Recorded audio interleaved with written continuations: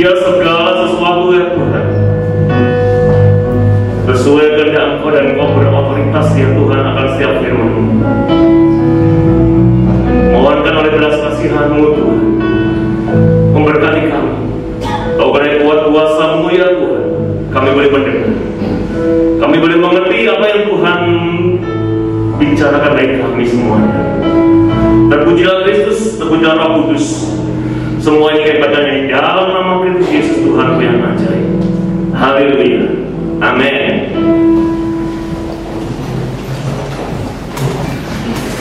Shalom. Salam dalam kasih Kristus. Bersyukur sekali semua dalam keadaan sehat, baik sehat secara jasmani, lebih-lebih sehat secara rohani dalam kehidupan kita. Kita sudah lama tidak bersama-sama, namun lebih bersyukur karena kasih dan berkat Tuhan kita diberikan kekuatan bagi kita semuanya untuk maju bersama dan semakin hari semakin bertumbuh di dalam Kristus. Jangan sampai kehidupan kita dengan masa-masa pandemi ini kehidupan kita menjadi suam-suam, kehidupan kita menjadi kendor, kehidupan kita seakan-akan tidak tahu apa yang kita lakukan, hanya bersama. Tapi terpujilah nama Tuhan, kalau kita boleh bersama mengecap kebaikan Tuhan begitu luar biasa dalam kehidupan kita dan boleh bertumbuh, berakar, kuat, dan tangguh dalam kehidupan kita semuanya. Saudara yang terkasih dalam Kristus, kita akan sama-sama untuk merenungkan firman Tuhan pada pagi hari ini. Tema yang saya berikan yaitu fans or follower. Penggemar atau pengikut. Bapak Ibu saudara yang terkasih, pasti kita punya penggemar, ya. Mereka yang suka sepak bola pasti mempunyai jagonya. Kita yang mungkin suka musik juga tahu siapa penyanyi dan pemusiknya. Juga mereka yang suka dengan film-film, mungkin film-film Korea pada saat ini yang tenar, ya. Kita senang dengan teman-teman ini. Bisa dibayangkan kalau hari ini mungkin ada salah satu aktor kesini gitu ya, pasti penuh ya gereja ini. Nah, mungkin kenal kan dengan ini? Saya nggak tahu, saya ngambil aja gitu ya. Saya ngambil dari aktor yang mau di sini.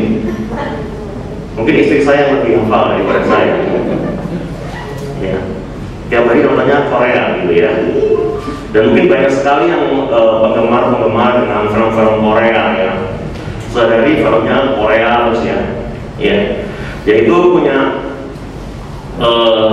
kepuasan sendiri dan menjadikan namanya penggemar, ya. Kita bisa menggemari, mereka pun nggak tahu dengan kita, nggak kenal kita. Kita mungkin mengenal mereka dan mereka tidak mengenal kita. Kita menyanjung mereka nggak merasa. Ya. Saudara yang terkasih dalam Kristus, kita akan boleh merenungkan ya, firman Tuhan, fan atau follower, penggemar atau pengikut. Tapi juga kalau kita lihat di dalam firman Tuhan, Yesus sendiri adalah salah satu penggemar. Kita lihat di sini, suatu banyak sekali peristiwa-peristiwa Yesus digemari orang banyak. Apa yang dikatakan di situ kita bisa melihat ada 5.000 orang laki-laki, bayangkan ya, belum istri dan anaknya. Jumlah yang sangat besar ya, 5.000 penggemar, yaitu Tuhan Yesus, kepada Tuhan Yesus.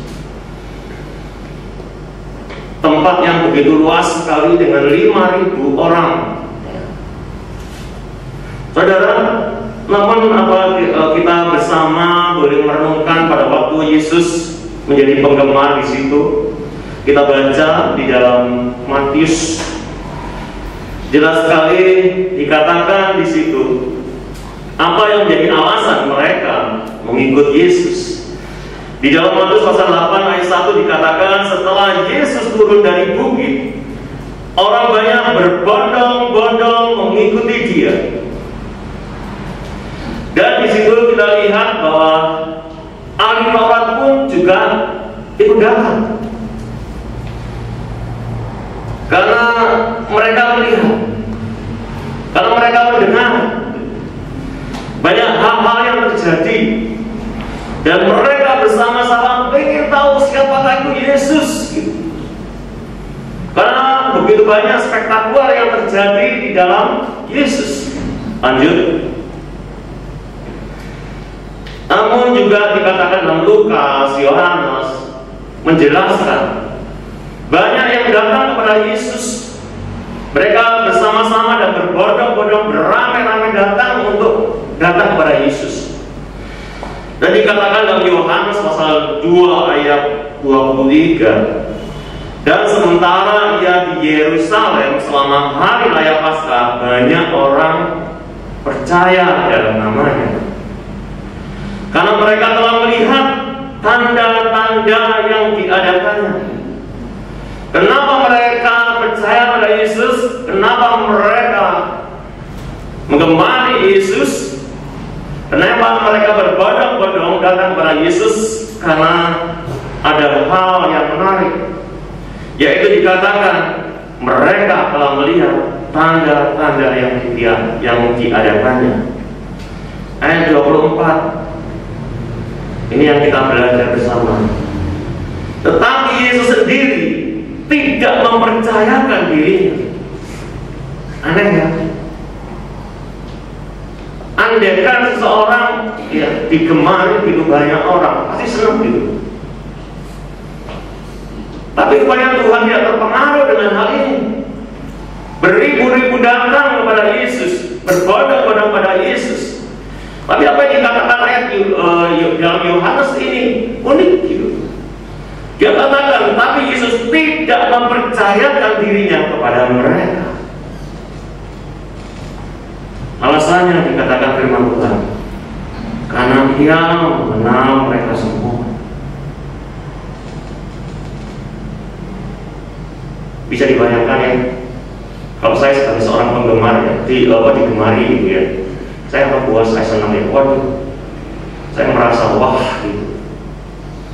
Tapi andaikan saya tahu orang-orang datang ya, dan saya ngerti semua itu munafik gitu, berdekatan enggak, jengkel gitu ya, ngapain kamu?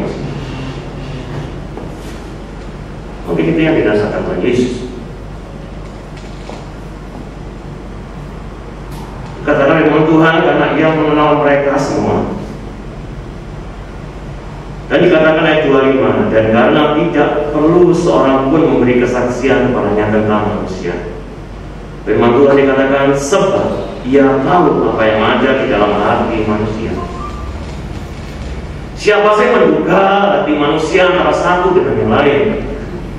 Saudara yang terkasih, kami tidak banyak berdoa. Saya orangnya praktis ya. Saya adalah suatu perenungan waktu yang lalu, saya merenungkan satu firman Tuhan, bagaimana Paulus bangga dengan jemaatnya karena mereka bertumbuh walaupun tantangan-tantangan yang ada di dalam hidupnya. Di dalam penjara dia katakan bersyukur untuk jemaat Filipi. Walaupun mereka dikatakan berjauhan, namun dekat di hati. Begitu pula dalam kehidupan kita. Kalau saat ini kita berjauhan gitu, sudah lama tidak ketemu dan kita nggak tahu dengan kerohanian kita masing-masing. Bersyukur kalau kita mendapati kerohanian kita semakin bertumbuh, semakin kuat, tidak lemah gitu. Karena dengan kondisi pada saat ini membuat orang lemah dan membuat itu berserah dan nggak tahu apa yang dilakukan. Ini yang perlu ditumbuhkan. Ini yang perlu dikembangkan.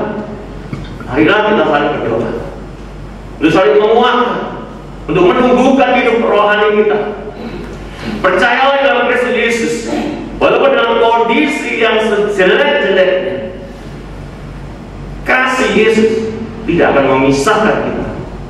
Kasih yang sempurna dalam kehidupan kita di dalam Yesus. Ayat ini menjelaskan, memberikan bagi kita supaya kita sendiri untuk mengenal dengan diri kita. Apakah kita sebagai tipe hanya penggemar atau pengikut? Lanjut. Yesus sendiri melihat suatu kenyataan, katakan Yohanes pasal 6 ayat 60, dikatakan firman Tuhan, sesudah mendengar semuanya itu, banyak dari murid-murid Yesus yang berkata, perkataan ini keras, siapakah yang sanggup mendengarkannya? Saudara yang dalam Kristus. Seringkali kalau kita mendengar ikut Yesus tapi nggak enak dan nggak bisa, fokusnya bukan kepada Yesus, dengan keadaan. Mulai berpikir ikut Yesus itu seorang ternyata berat. Ayat 4 dikatakan, tetapi di antaramu ada yang tidak percaya. Sebab Yesus tahu dari semula siapa yang tidak percaya dan siapa yang akan menyerahkan Dia. Ayat 6 dikatakan, mulai dari waktu itu banyak murid-muridnya mengundurkan diri. Sebelumnya dikatakan banyak orang berbondong-bondong setelah mendapati kenyataan kesulitan, penderitaan ikut Yesus. Mulai dikatakan firman Tuhan, banyak murid-muridnya mengundurkan diri dan tidak lagi mengikuti Dia. Lanjut, ciri-ciri dari seorang penggemar di sini. Awalnya mereka sangat antusias mendengar khotbah Yesus. Itu sangat menyukakan telinga kita, juga bagi hidup kita. Kalau kita mendengarkan kabar-kabar yang enak, itu senang sekali, gitu ya. Hingga Yesus membuat suatu mukjizat yang luar biasa, yaitu 5 roti, terheran-heran, menyembuhkan seorang perwira, menyembuhkan orang kusta, menyembuhkan ibu mertua Petrus yang sakit demam, membuat tercengang. Padahal kalau kita tercengang dengan mukjizat yang terjadi dalam kehidupan kita, keluarga kita, tapi perhatikan, mukjizat itu terjadi bagi kehidupan kita, karena supaya nama Tuhan dipermuliakan. Ya. Salah satu buku mengatakan orang yang mengharapkan mukjizat terus adalah orang yang kerdil, yang tidak dewasa. Kalau kita melihat banyak mukjizat, perhatikan, ya, banyak kan mereka memang beriman, tapi yang dibutuhkan selanjutnya itu yang perlu. Tuhan akan mengadakan mukjizat bagi kehidupan kita semuanya. Dan kenyataannya itu dengan perkataan keras mereka mundur. Ciri dari sang penggemar yaitu ialah mereka yang hanya mengagumi Tuhan pada saat-saat tertentu. Kita boleh merenungkan bagi kita, apa kita sebagai seorang penggemar yang hanya melihat keadaan yang baik-baik saja? Tuhan katakan kita harus memikul salib, kita harus menderita bersama Yesus. Kalau hidup bercerita dan tidak ada penderitaan, perlu dipertanyakan. Karena dunia ini sudah rusak, gitu.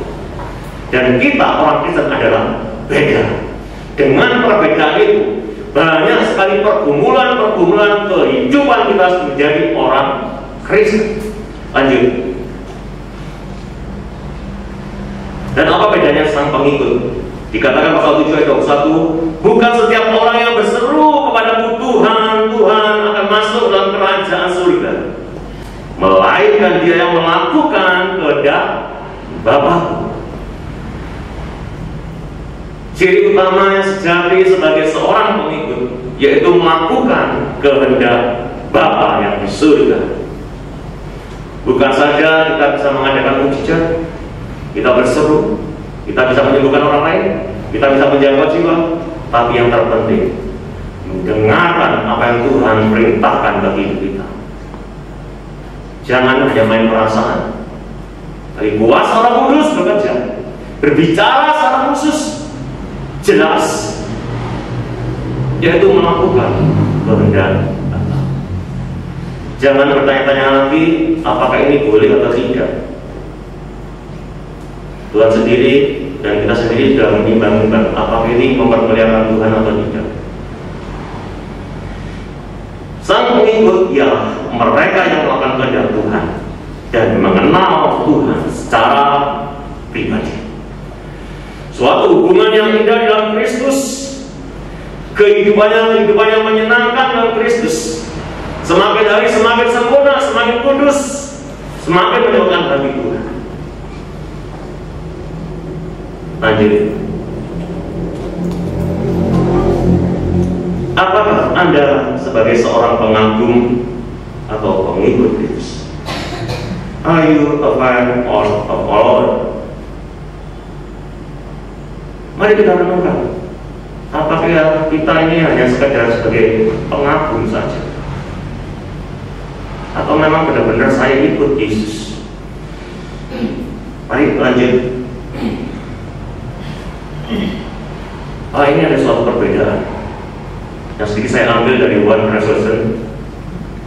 Sebagai seorang pengagum dan pengikut, kita merenungkan di sini. Seorang pengagum hanya sebatas percaya, tahu Yesus itu adalah juru selamat. Iblis saja juga tahu. Yesus mengadakan mukjizat, tahu iblis juga. Orang lain juga mendengar. Tapi seorang pengikut adalah punya komitmen, keintiman untuk mengikutinya. Intinya yaitu bagaimana kehidupan kita punya fondasi yang kuat, punya akar yang kokoh, yang tangguh, tidak akan digoyahkan. Kemarin saya sempat merenungkan perbedaan antara fondasi dan bangunan. Saya dari latar belakang sipil ya juga ya, tapi saya nggak ngerti, jadi bodoh gitu. Perbandingan antara bangun fondasi dan bangunan, aku ini mungkin lebih ngerti ya. Justru fondasi itu kalau sebenarnya itu biayanya lebih tinggi, berapa kali lipat dari bangunan. Kehidupan kita kadang-kala hanya sirip, hanya apa yang nyata gitu, kelihatannya gitu. Tapi yang diinginkan Tuhan, fondasi kita, akar yang ada dalam kehidupan kita, beriman kuat, semakin dalam, tidak puas dalam Tuhan. Puaslah dalam hal jasmani, jangan gampang puas dalam hal kerohanian. Jangan berhenti untuk merasa puas mencukupi kerohanian kita, namun senantiasa mendengarkan, merenungkan, dan mengaplikasikan akan firman Tuhan, supaya semakin hari semakin kokoh. Karena dengan kondisi saat ini kita ditantang, apa engkau menyerah, engkau putus asa, dan kau lari? Ataukah kita nggak tahu apa yang dikerjakan, ya diam aja? Di dalam Kristus ada peperangan, dan kita menghadapi pandemi ini adalah suatu peperangan bagi kita. Bukan semakin mundur, namun semakin ada kesempatan bersama keluarga, kesempatan bersama Yesus semakin dari semakin indah. Dan dengan demikian kita semakin dari semakin takut. Ini bedanya. Dan saya singgung di sini, seorang pengagum adalah sebatas berkat jasmani. Apakah bermanfaat atau tidak, ada mukjizat atau tidak. Tapi seorang pengikut Yesus adalah mau pikul salib dan penyangkalan diri yang dibutuhkan. Seorang pengikut adalah mau pikul salib. Salib berbicara penderitaan, salib berbicara maut, bicara kematian. Jadi jangan ragu dan khawatir. Sebenarnya kita punya Yesus yang berbahagia kalau kita punya pengharapan. Banyak orang yang tak punya pengharapan. Dia menimbang-nimbang dengan kebaikan, menimbang-nimbang apa yang dilakukan. Bukan itu. Tapi kita harus pikul salib. Apapun yang terjadi dalam kehidupan kita, ada pengharapan. Tuhan sediakan tempat bagi kita. Jadi nggak perlu khawatir. Dan harus di sini katakan itu menyangkal diri. Kehidupan kita adalah orang-orang yang berdosa. Sangkali hidup kita bahwa kita bukan orang berdosa, tapi benar-benar Tuhan sudah menyempurnakan. Ada perubahan yang radikal. Suatu perubahan dalam hidup kita harus diperbarui. Pola-pola pikir yang kotor dihancurkan oleh kuasa.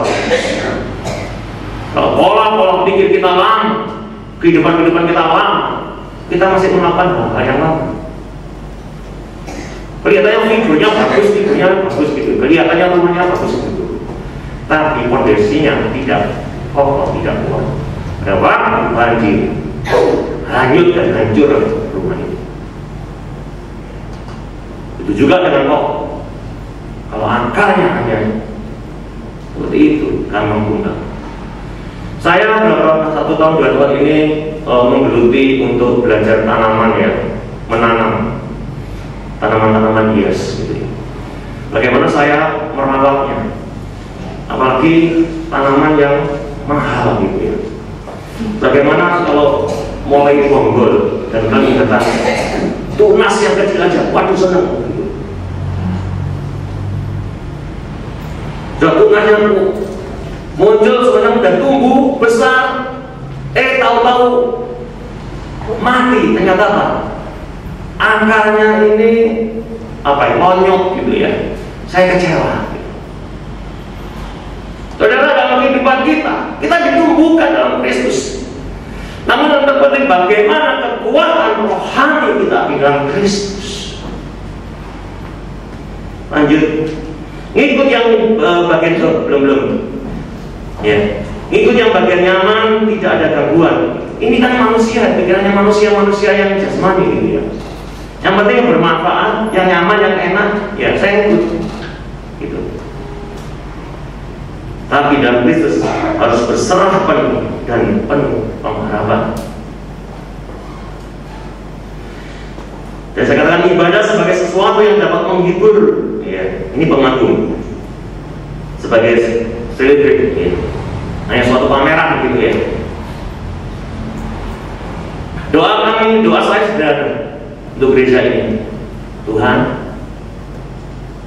saya ingin gereja saya yang memang gereja yang Tuhan inginkan, sederhana. Nggak ingin juga jemaat banyak, tapi bagaimana gereja yang jemaatnya dewasa, ini yang penting. Ini yang perlu, yang kuat kokoh, gitu. Yang dimau Tuhan, yang ditumbuhkan, dibangun yang kuat, gitu. Oleh apa? Mengetahui yang sedang benar-benar dari firman Tuhan. Bukan hanya berbicara masalah berkat, kepuasan. Saudara, bukan waktunya. Kita seperti bayi yang minta susu saja. Tapi kita harus mendapat kekuatan dia. Tapi ibadah sebagai persekutuan bersama saudara seiman dalam Kristus. Saya katakan, adanya suatu ibadah bukan hanya seperti ini saja, tapi ada suatu persekutuan, hubungan yang indah. Apa yang dikatakan firman Tuhan saya ingat? Ya, pada waktu perjamuan, kalau dari saudara satu sama lain masih ada perselisihan, ada pertengkaran, gak sah, perhatikan itu. Makanya dalam perjamuan kita minta tolong adanya suatu persekutuan antara satu dengan lain, dihimpun jadi satu tubuh. Kalau kamu nggak mau jadi satu tubuh, justru Tuhan akan menolak kita sendiri. Bersama saudara seiman di dalam Kristus ada suatu persekutuan indah, merasakan hadirat Tuhan di dalam suatu ibadah itu saja. Kita menyadari keterbatasan manusia, dan biarlah kita saling mendoakan untuk boleh bertumbuh bersama. Lanjut. Pengagum adalah sebagai seorang yang pengecut, yaitu mundur ketika tersakiti, ketersinggungan, rasa gak nyaman, gak enak. Ini pengecut. Tapi seorang pengikut Kristus hadapi setiap tantangan. Seperti pesawat kena angin, tantangan, tapi justru dia naik. Kehidupan kita, ini juga para Rasul Paulus katakan, gitu ya. Kebanggaan seorang mengikut Yesus. Setelah ketekunan, tahan uji, dapatkan pengharapan. Inilah yang kita harapkan, saudara. Semakin naik, bukan turun. Bukan jadi ekor, tapi jadi kepala. Kita diutus menjadi kepala-kepala, saudara. Menjadi saksi, jadi garam dunia yang menggarami dimanapun juga berada. Bagaimana kita bisa bersaksi? Bukan untuk pujian kita, tapi untuk kemuliaan nama Tuhan. Ya, pengagum jika saya katakan ingin dapat pujian hebat seperti Yesus. Setelah tidak sadar, kadang-kadang kita sendiri ya nebeng, ya. Tapi sendiri mengatakan ingin menjadi dalam kita, ingin menjadi Yesus. Benar-benar kehidupan kita punya karakter Kristus yang senantiasa pikul salib, yang artinya dihancurkan kehidupan belenggu-belenggu yang mengikat kita.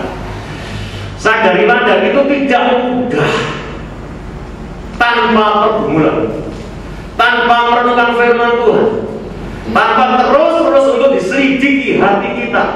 Kita ini manusia-manusia yang cenderung itu rusak gitu. Tanpa pertobatan total yang senantiasa datang kepada Yesus, sulit tanpa kuasa Roh Kudus yang ada di dalam kehidupan kita. Kita tidak akan mampu. Pengagum mengutamakan kekuasaan hidup, tapi sebagai pengikut Tuhan Yesus sebagai prioritas kapanpun, apapun, bagaimanapun. Saudara yang terkasih dalam Kristus, sebagai seorang pengikut Yesus sebagai prioritas utama, kita merenungkan apakah Yesus sebagai prioritas utama bagi hidup kita? Apakah ada orang lain? Ada pengharapan yang lain? Saudara yang terkasih, jangan berharap kepada manusia, dan itu dibutuhkan Tuhan. Kecewa, pasti kecewa. Kalau engkau berharap pada manusia, pasti kecewa. Banyak sekali kekecewaan. Ternyata gitu. Hanya Tuhan katakan berharaplah pada Yesus Kristus. Dikatakan, saya katakan Yesus melakukan sesuatu yang spektakuler, super. Tidakkah kita mainkan Yesus seperti Superman gitu ya, luar biasa gitu. Tapi sebagai pengikut, saya katakan Tuhan Yesus tetap sama, dahulu, sekarang, sampai selama-lamanya. Apapun yang terjadi, pengagum adalah saya pertama, baru Tuhan. Tapi sebagai pengikut, menjadikan Yesus yang pertama. Lanjut. Sebagai penggemar, apa yang Yesus berikan buat Tuhan? Kalau sebagai pengikut, apa yang harus berbuat untuk Yesus?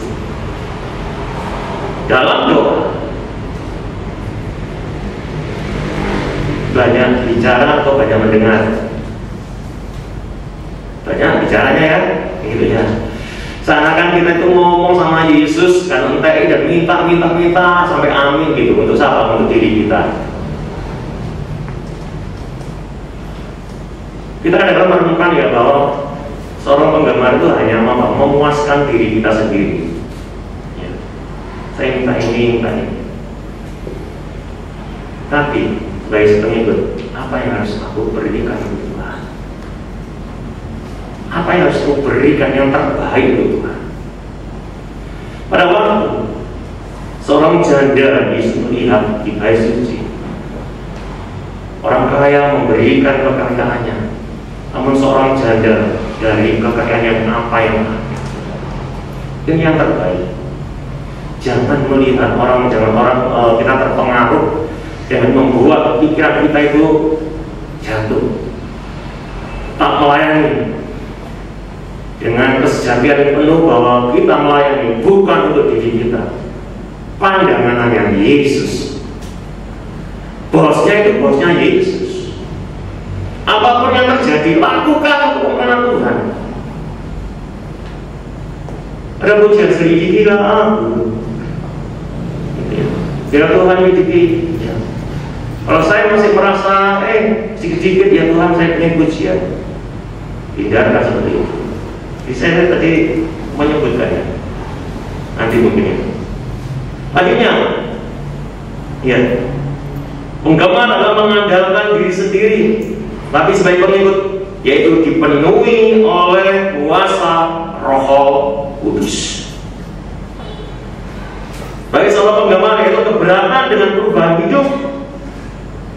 Sakit memang ya, kalau dirubah, hidup kita dirubah itu sakit, gak enak, gak nyaman. Ya, saya banyak sekali pergumulan dalam hidup saya. Bagaimana saya mengajar anak-anak gitu ya. Saya mengajar anak-anak gitu. Yang datang hanya beberapa persen.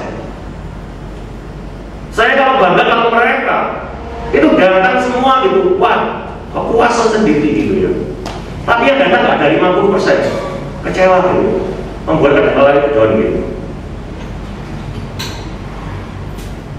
Semua itu kita serahkan ke Tuhan. Tuhan menginginkan suatu perubahan hidup secara radikal, bukan sedikit-sedikit, tapi benar-benar diubahkan gitu. Radikal, kata-kata radikal ini dari agama seberang itu, waduh, radikal gitu ya. Radikal itu bahasa yang bagus ya. Radik itu dari kata-kata yaitu akar. Makanya saya katakan perubahan hidup secara berakar gitu ya, nyokot gitu, dan mencari gizi-gizi gitu, nutrisi yang perlu. Begitu dalam kehidupan kita harus ada perubahan yang radikal, benar-benar mendapatkan nutrisi yang benar, nutrisi, bukan racun yang kita dapatkan. Seorang penggemar adalah rapuh atau gampang goncang gitu ya. Karena tadi saya katakan, kalau dari sini nggak kuat gampang. Tetapi seorang pengikut tetap bertahan dan tangguh. Oke, lanjut. Saudara yang terkasih, kita sudah setidak-tidaknya mewakili, tapi mari kita koreksi dalam kehidupan kita. Apakah saya sebagai seorang penggemar atau sebagai itu saja? Tapi apakah kita benar-benar sebagai seorang pengikut Yesus yang sejati? Dikatakan dalam penggemar, seorang penggemar di sini, Yesus sendiri mengatakan, Matius 7 ayat 23, Yesus sendiri mengatakan, pada waktu itulah aku akan berterus terang kepada mereka dan berkata, kata-kata terus terang, terbuka, terus terang aja ya. Kalau kita ngomong itu sama seseorang karena suka, terus terang aja ya, gitu ya. Yesus sendiri mengatakan berterus terang kepada mereka dan berkata, aku tidak pernah mengenal kamu. Nyala daripadaku, kamu sekalian membuat kejahatan. Lanjut.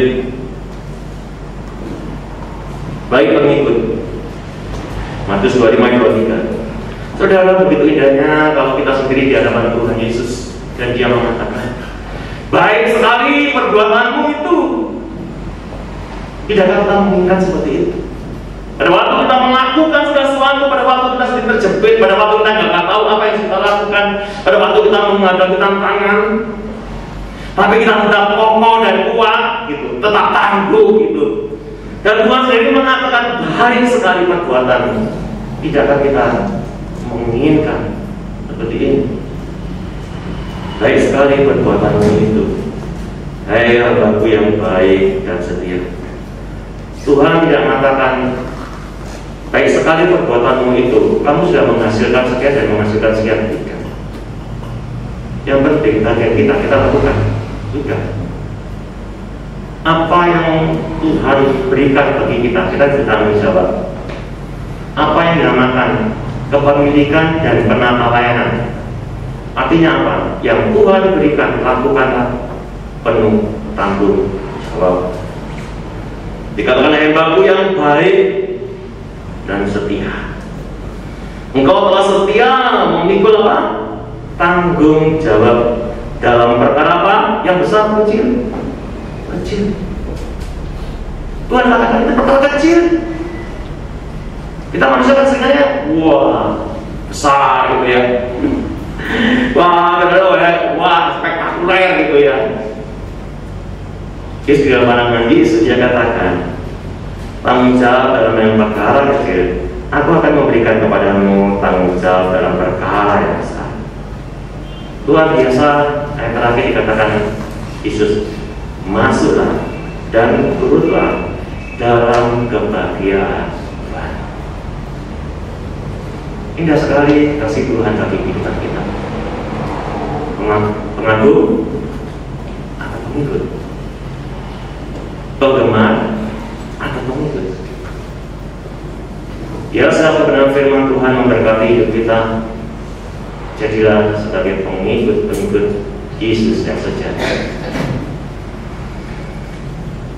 Akhir kata, dalam firman Tuhan ini, baiklah kita menjadi pengikut Kristus yang sejati.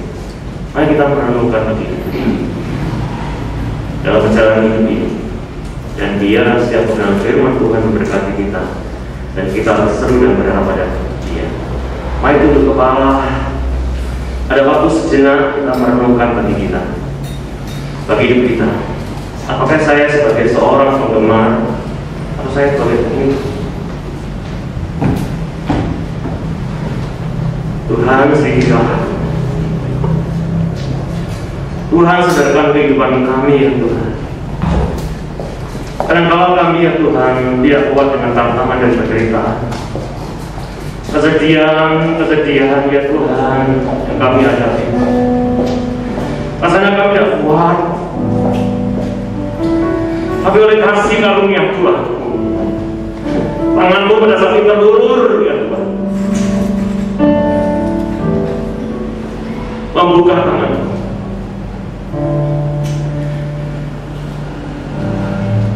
Aku yang paling gak setia. Terima kasih. Terima kasih Kristus. Terima kasih Roh Kudus. Setiap tantangan dalam kehidupan kami hari ini, Tuhan sertai dan berkati kami. Kami membutuhkan uluran tangan dari Tuhan. Pulihkan hidup kami. Biarlah kehidupan kami ya Tuhan menjadi pengikut Engkau yang sejati. Terima kasih Tuhan. Kemuliaan hanya bagi nama Engkau, Tuhan, hanya bagi kami. Dia Engkau menguatkan. Kau melihat setiap jemaat-jemaat-Mu ya Tuhan. Seperti apa yang Tuhan firmankan. Biarlah kehidupan kami menjadi bahagia, kami menjadi pengikut yang sejati. Terima kasih Bapa. Semua ini kami akan di dalam nama Kristus Yesus, Tuhan yang ajar dan mulia. Tuhan supaya berkati kami. Haleluya. Amin. Puji Tuhan, kami kembali kepada kami. Kami bersyukur kesempatan yang indah pada pagi hari ini. Ya Tuhan, kabulkanlah doa-doa pribadi, doa syafaat yang sudah dinaikkan tadi Tuhan, bahkan lebih dari apa yang diucapkan. Ya Tuhan, hamba berdoa ya Tuhan untuk seluruh jemaat Tuhan tempat ini. Ya Tuhan, Engkau biarlah menolong kami supaya kami mengerti kebenaran firman yang kami renungkan pada pagi hari ini. Berkati hamba-Mu yang sudah menaburkannya. Ya Tuhan, yang sudah datang pun kami taruh dalam tangan Tuhan. Marilah Tuhan, inilah hamba-hamba-Mu Tuhan. Kami mohonkan tangan kasih-Mu, belas kasih-Mu Tuhan. Biarlah salurkan, ulurkan belas kasih-Mu buat kami semuanya Tuhan. Salurkan berkat-Mu, berkat dari Bapa, Putra dan Roh Kudus yang kami mengerti dalam nama Tuhan Yesus Kristus. Damai sejahtera Allah yang melampaui segala akal itu melimpah buat semuanya, sehingga perlindungan Tuhan, berkat Tuhan nampak untuk kami semuanya. Terima kasih Tuhan. Dalam nama Yesus kami bersyukur, berdoa, menikmati berkat dan perlindungan Tuhan. Haleluya. Mari yang percaya katakan amin. Tuhan Yesus memberkati.